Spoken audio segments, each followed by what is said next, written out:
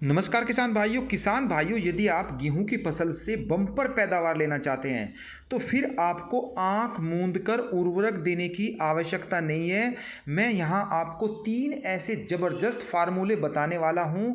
यदि आप उनका प्रयोग करते हैं तो आपकी गेहूं की फसल से बम्पर पैदावार होगी और शायद इतना उत्पादन वो देगा जितना आपको पहले नहीं मिला होगा, क्योंकि खाद का एक कॉम्बिनेशन होता है। आपको पता होना चाहिए कि हम अपनी गेहूं की बुआई के वक्त कौन से ऐसे खाद देने हैं जो बाद में नहीं दिए जा सकते, उनका बाद में कोई औचित्य भी नहीं होता और वो आपकी फसल में काम भी नहीं करेंगे।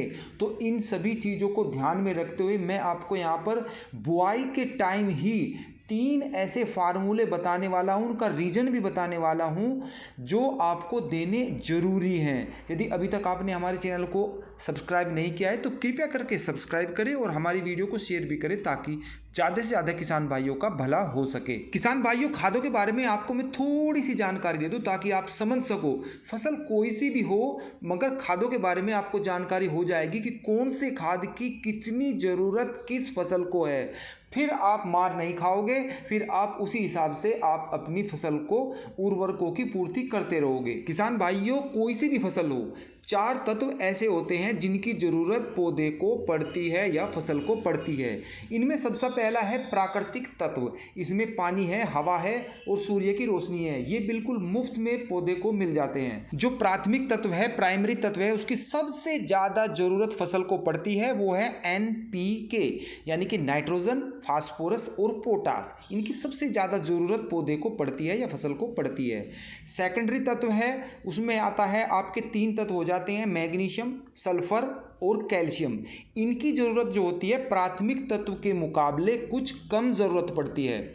और इसके अलावा जो चौथे नंबर पर आता है वो है सूक्ष्म पोषक तत्व होते हैं। इनमें बोरोन है, मैग्नीज है, कॉपर है, आयरन है, कोबाल्ट है, जिंक है। इसके अलावा भी कई सारे ऐसे तत्व हैं जो सूक्ष्म में आते हैं, इनकी बहुत ही कम मात्रा में ज़रूरत पड़ती है। जैसे कि व्यक्ति भोजन करता है, उसको सलाद दे दी जाए और सलाद नहीं भी दी जाए तो उसका काम चल जाता है। तो इसी तरीके से ही होते हैं। तो जो मैंने बताएंगे 4 तत्व, अब आप समझ गए होंगे कि किस खाद की ज़रूरत सबसे ज़्यादा है। उसी को आधार मानते हुए मैं आपको बता रहा हूँ और आपको समझना भी चाहिए। फसल कोई सी भी हो, उसी आधार पे आपको अपनी फसल को खादों की पूर्ति करनी चाहिए। तो गेहूं की बुआई के वक्त जो खाद मैं आपको बता रहा हूँ, जो मैंने डोज पहली बताने वाला हूँ, उसे आप नोट करें। तो उसमें आपको लेना है 50 kg DAP और 40 kg यूरिया, 25 kg पोटास की सबसे ज़्यादा ज़रूरत पड़ती है गेहूं को, ये आपको हर हाल में देनी है।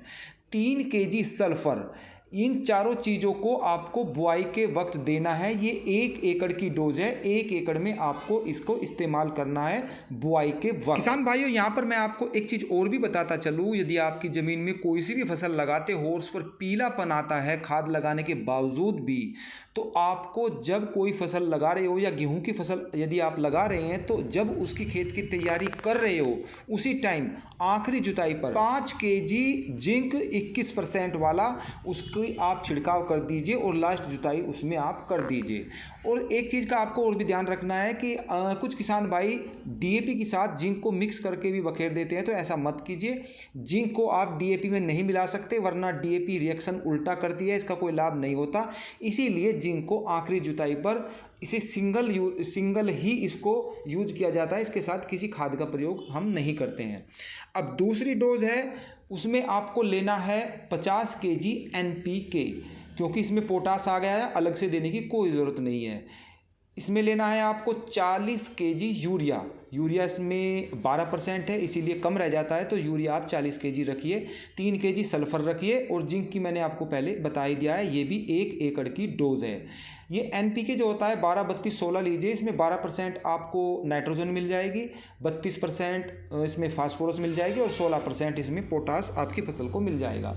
तो ये भी एक कंप्लीट आपकी डोज हो गई है। तीसरी जो डोज है, कुछ किसान भाई सिंगल सुपर फास्फेट का इस्तेमाल करते हैं, यानी कि रामबाण जिसको कहते हैं, तो वे आपको 3 बैग लगा लें, क्योंकि इसमें कुल 16% ही फास्फोरस होती है। तो आपको 150 केजी प्रति एकड़ के हिसाब से यूज करना है। 50 केजी यूरिया भी लेना है, क्योंकि डीएपी में भी 18% नाइट्रोजन होती है, एनपीके में भी आपकी 12% हो गई, लेकिन सिंगल सुपर फास्फेट में यूरिया नहीं होता, इसीलिए आपको 50 केजी यूरिया लेना है पर एकड़ के हिसाब से। 25 केजी पोटास हर हाल में लेना है। सल्फर और बोरोन और कैल्शियम, ये तीनों चीज़ें एसएसपी में होती है, सिंगल सुपर फास्फेट में अलग से देने की इसमें कोई ज़रूरत नहीं है। जिंक पर वही नियम लागू होगा जो मैंने आपको बताया था।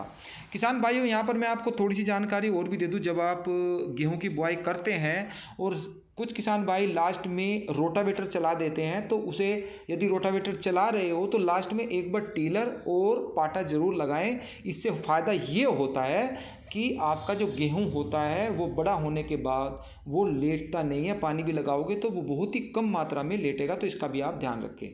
फिर मिलते हैं ऐसी ही अच्छी जानकारी के साथ, तब तक के लिए सभी किसान भाइयों को नमस्कार।